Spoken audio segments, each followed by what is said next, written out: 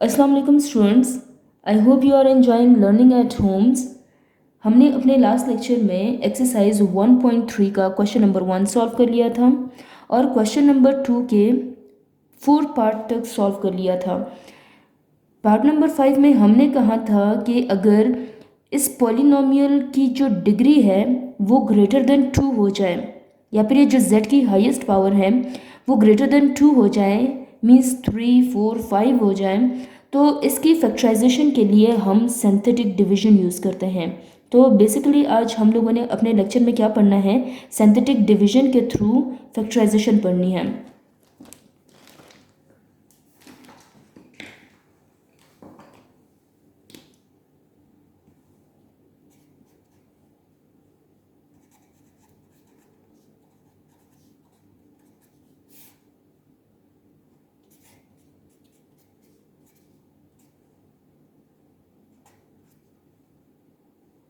Part number 5 में आपके पास है z³ प्लस 3z²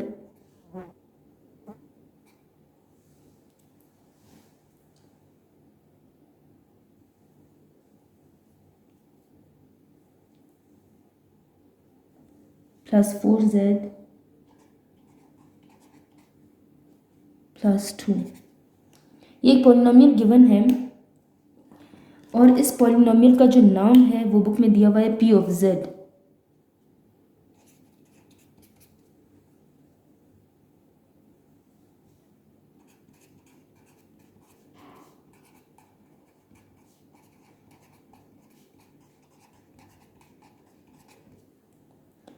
ये एक पॉलिनोमियल है। अच्छा, अब हम लोगों ने क्या करना है, सिंथेटिक डिवीजन के लिए हमने एक डिवाइज़र ढूंढना है। डिवाइज़र क्या है, एक ऐसा नंबर हम लोगों ने खुद ढूंढना है जो अगर मैं इस पॉलिनोमियल में पुट कर दूं तो वो इसकी वैल्यू को ज़ीरो कर दें। अब क्या करना है, हमने चेक करना है, वन बाय वन अपने नंबर्स को चेक करना है। आप -1 पुट कर दें, फिर 1 पुट कर दें, 2 -2 पुट कर सकते हैं। इसी तरह आपने तब तक नंबर्स पुट करने हैं जब तक आपके पास इस पॉलिनोमियल की वैल्यू ज़ीरो नहीं हो जाती है। जब ये पॉलिनोमियल की वैल्यू ज़ीरो हो जाएगी जिस नंबर के ऊपर, उस नंबर को हम लोगों ने डिवाइज़र कंसिडर करना है और उस नंबर से हमने सिंथेटिक डिवीजन करना है। तो मैं सबसे पहले कंसिडर करती हूँ कि लेट, मैंने खुद से नंबर कंसिडर किया है कि let z is equals to -1 है। मैं -1 पर चेक करती हूँ, p of -1 is equals to, जहाँ आपको z नज़र आए वहाँ पे आपने -1 पुट कर देना है।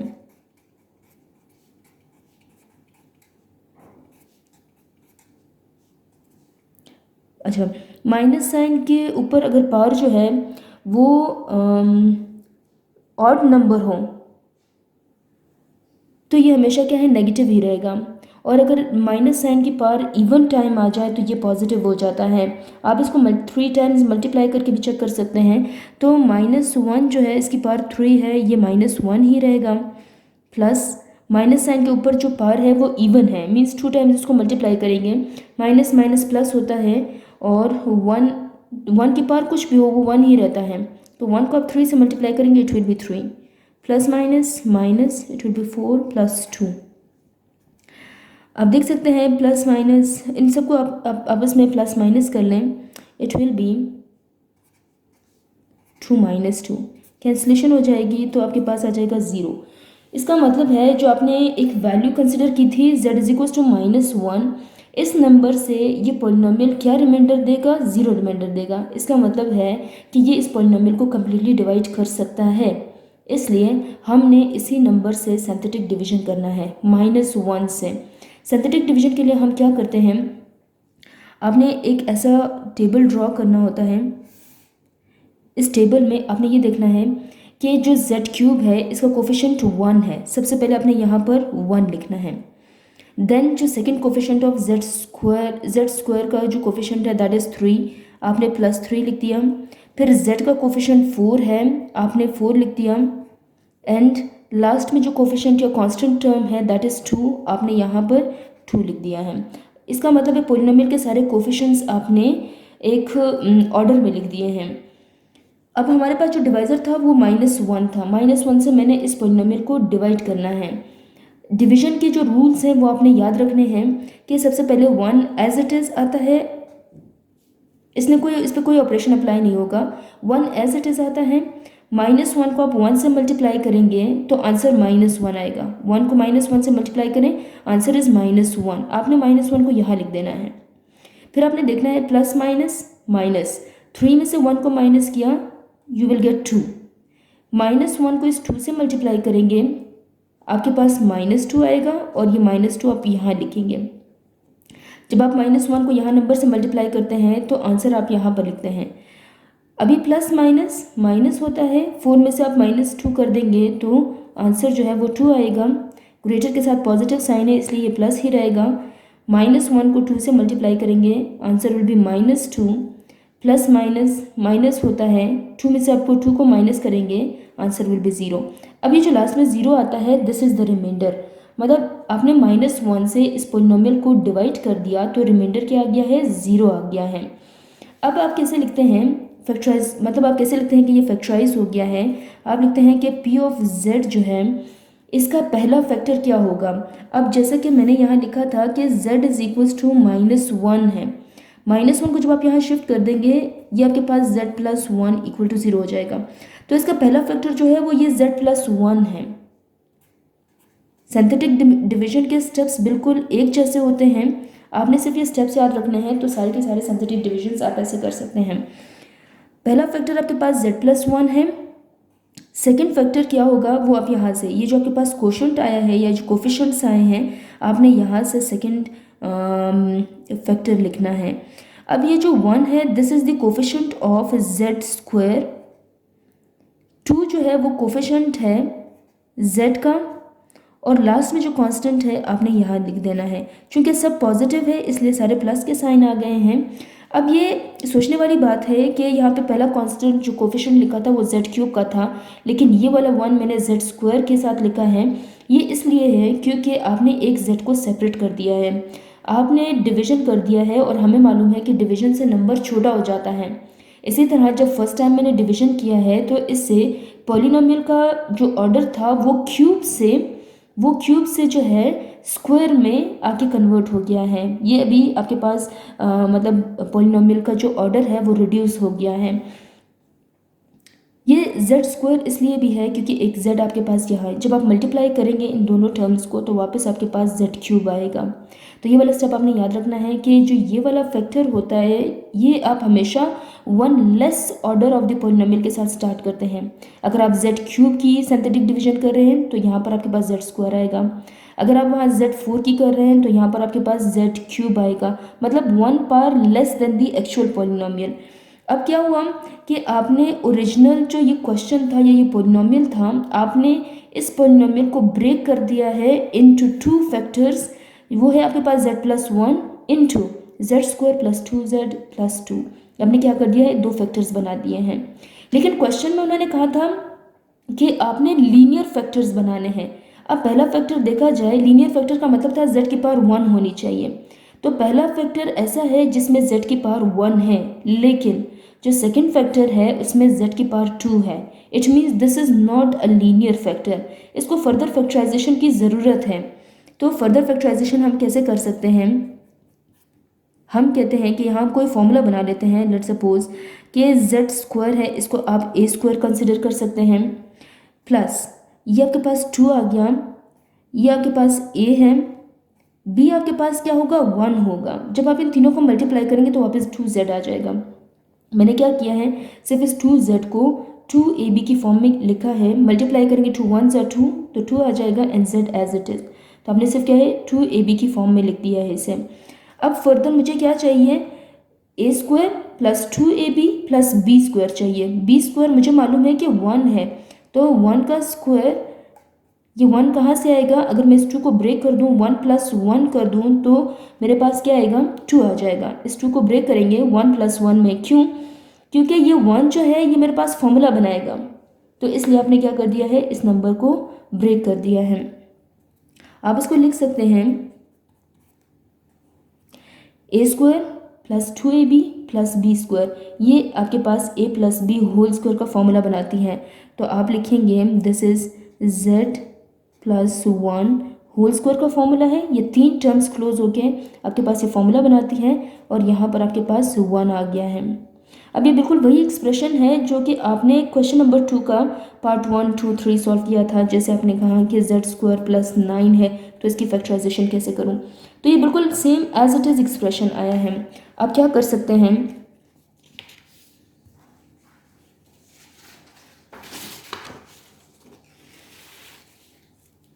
आप कह सकते हैं कि this is equals to z+1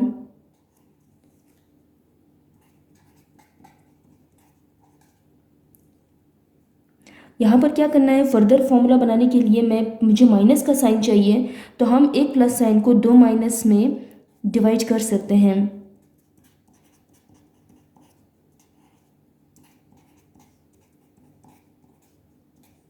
minus sign को आप आयोटा स्क्वायर लिख सकते हैं। 1 को अगर आप आयोटा स्क्वायर से मल्टीप्लाई कर देंगे तो एज इट इज आएगा, तो हम 1 को ना भी लिखे कोई इशू नहीं है।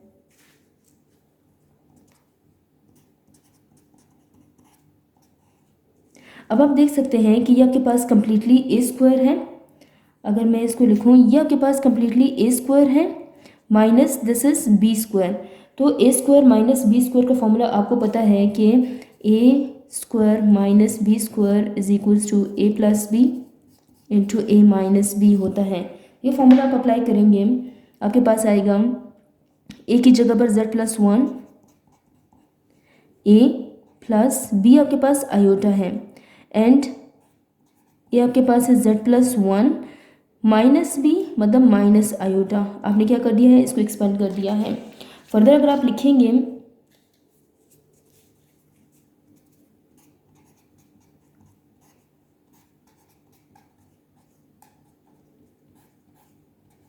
जो एक्स्ट्रा ब्रैकेट है आप उसको रिमूव कर सकते हैं।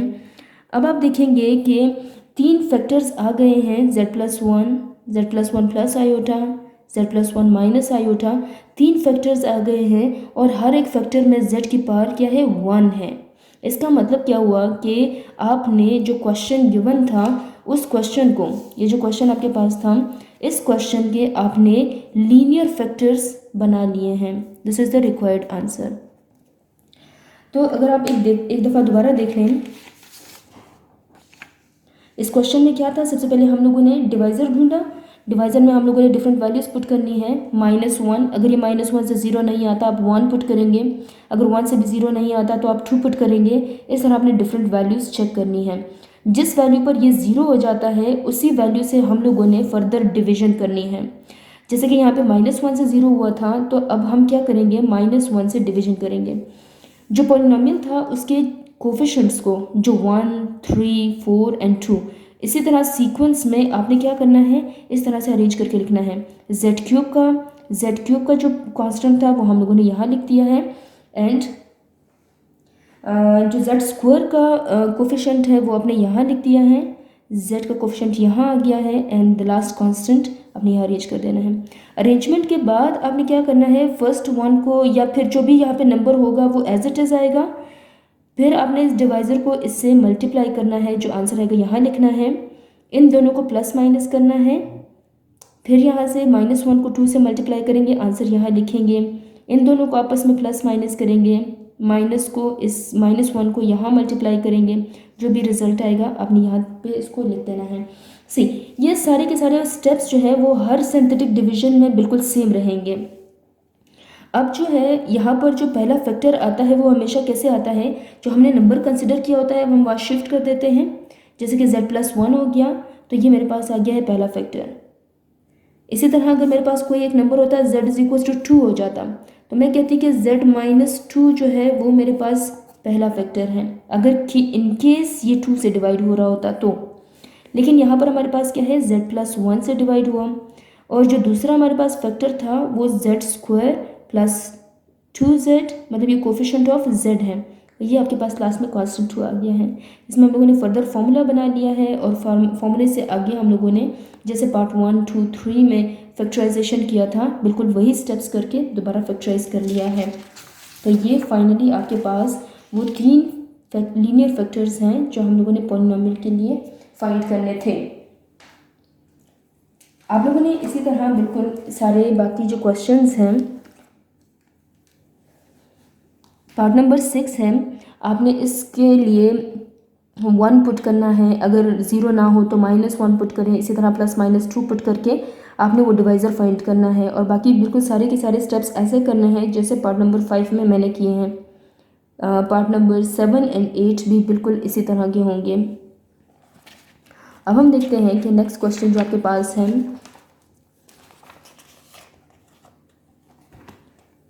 वो क्या कहता है कि सॉल्व दी क्वाड्रेटिक इक्वेशंस।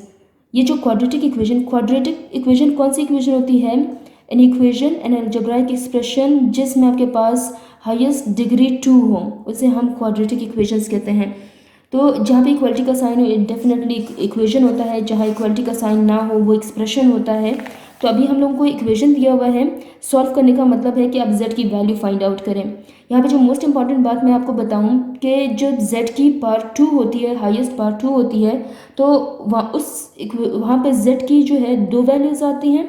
अगर z की पावर 3 हो तो z की 3 वैल्यूज़ आती हैं। तो ये डिपेंड करता है डिग्री ऑफ द पॉलिनोमियल पर। हम देखते हैं कि फर्स्ट पार्ट को हम कैसे सॉल्व कर सकते हैं।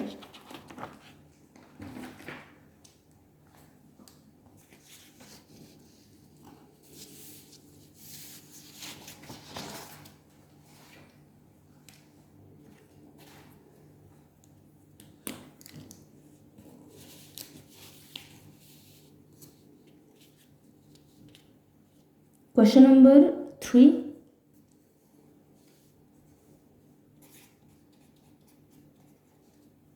क्वेश्चन नंबर 3 का पार्ट 1 हम देखते हैं।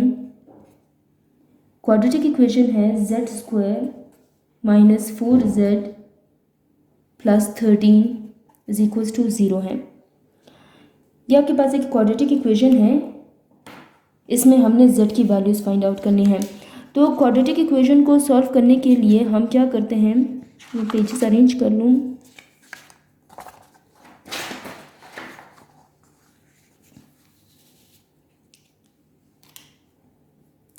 क्वाड्रेटिक इक्वेशन को सॉल्व करने का एक जो हमारे पास मेथड था वो था कि बाय यूजिंग क्वाड्रेटिक फार्मूला। ये एक ऐसा मेथड था जिससे आप कोई भी क्वाड्रेटिक इक्वेशन को सॉल्व कर सकते थे। तो हम वही क्वाड्रेटिक फार्मूला यूज़ करते हैं।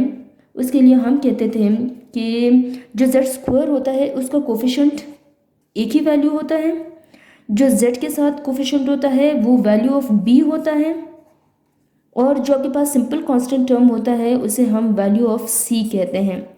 इस तरह आपने a, b और c की वैल्यूज़ अलग आइडेंटिफाई कर लेनी है। फिर हम कहते हैं कि z के लिए जो फॉर्मूला था, क्वाड्रेटिक फार्मूला जिसे हम कहते हैं, वो क्वाड्रेटिक फार्मूला आपके पास है -b ± (b² - 4ac / 2a। ये फॉर्मूला है जिसे हम क्वाड्रेटिक फार्मूला कहते हैं। आपने सिंपली क्या करना है, a, b और c की वैल्यूज़ इस फॉर्मूले में पुट करना है और सिंप्लीफाई कर लेना है, बस इतनी सी बात है। सो b is -4, b² is -4²,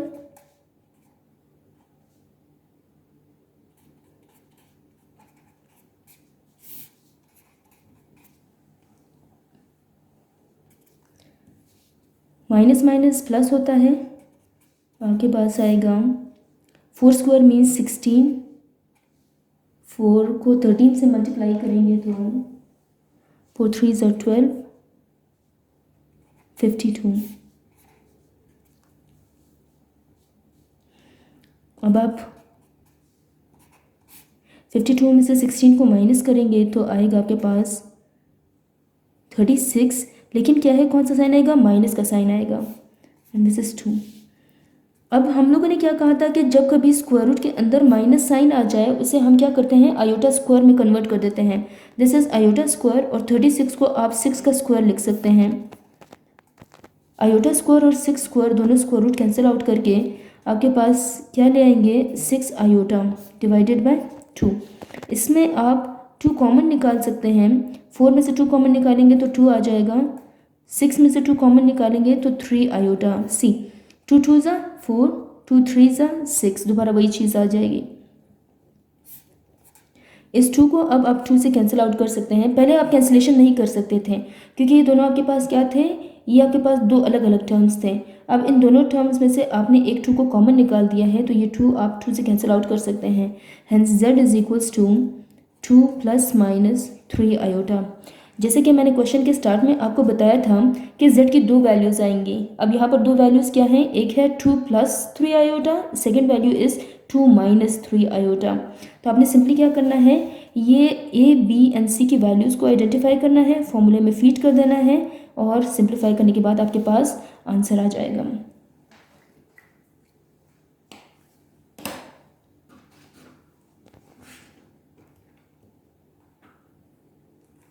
सारे क्वेश्चन आपके पास बिल्कुल ऐसे ही होंगे।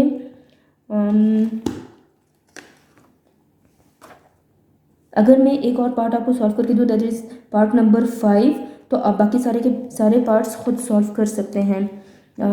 एक और पार्ट में मैं अगर कुछ बताना चाहूँ, दैट इज़ पार्ट नंबर 4 में क्या है, 2z स्क्वायर, 2z और 13 जो है वो इक्वेशन के दूसरे साइड पे लिखा हुआ है, तो आप इसको अरेंज करके लिख सकते हैं। पहले आपने अरेंज करना है, फिर a, b एंड c की वैल्यूज़ निकालनी है।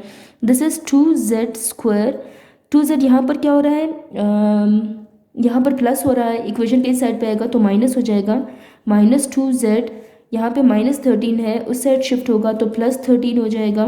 This is equals to 0। अब ये जो है एक formal form of quadratic equation है जिसमें a की वैल्यू 2 है, b की वैल्यू -2 है एंड c की वैल्यू 13 है। तो हमने तीन वैल्यूज़ इस फॉर्मूले में पुट करनी है जिससे आपके पास required answer, required values of z आ जाएंगी। पार्ट नंबर 5 देखते हैं।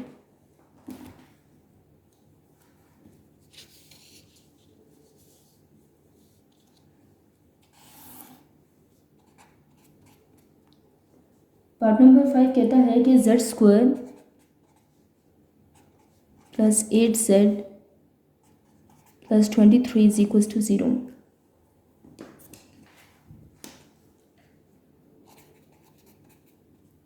सोल्यूशन में अगर आप क्वेश्चन को एक मरतबा दोबारा लिख लें तो ज़्यादा बेहतर बात होती है। जैसे कि गिवन आपके पास है z square plus 8z plus 23 is equals to 0। Here a is equals to 1, जो z स्क्वायर का कोफिशेंट है वो a की वैल्यू होती है, z के साथ जो वैल्यू होती है that is value of b, और जो सिंपल कांस्टेंट होता है that is the value of c। आपको फॉर्मूला पता है -b plus minus square root of b square minus 4ac divided by 2a। अब आपके पास आपने क्या करना है, वैल्यूज पुट कर देनी है। b की जगह पर आपके पास आएगा 8,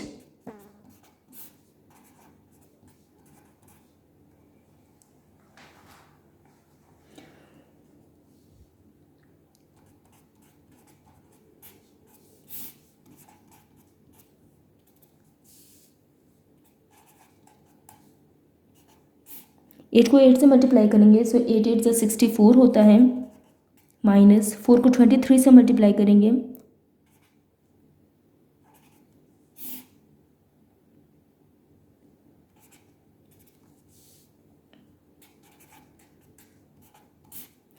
और 92 में से 64 को माइनस करेंगे तो आपके पास क्या चीज़ आ जाएगा,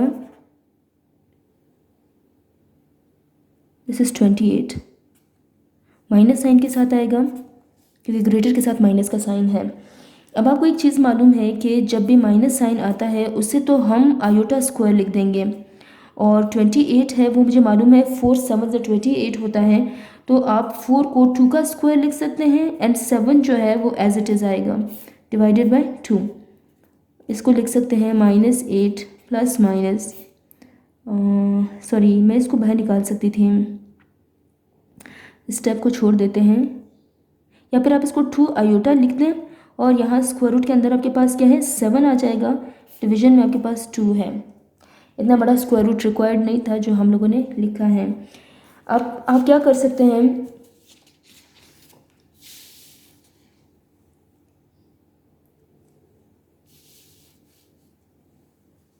this is equals to -8 plus -2 iota 7 divided by 2।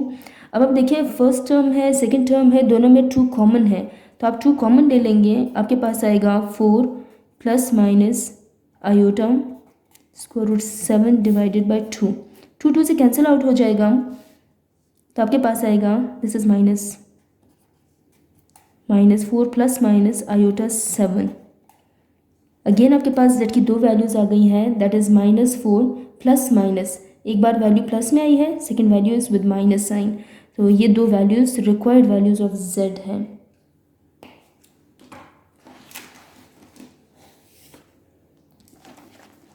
Students, इसके साथ ही आपके पास ये चैप्टर ख़त्म हो चुका है। अब आपके पास आता है रिव्यू एक्सरसाइज। रिव्यू एक्सरसाइज के लिए जो है मैं आपसे कहूँगी कि आप प्लीज़ वीडियो को पॉज करें और ये सारे क्वेश्चंस अटेम्प्ट करने की कोशिश कीजिएगा। अगर आपको कोई भी प्रॉब्लम हो तो आप ज़रूर पूछें और मैं आपको रिप्लाई करने की कोशिश करूँगी। See you with the next lecture. Till then अल्लाह हाफिज़।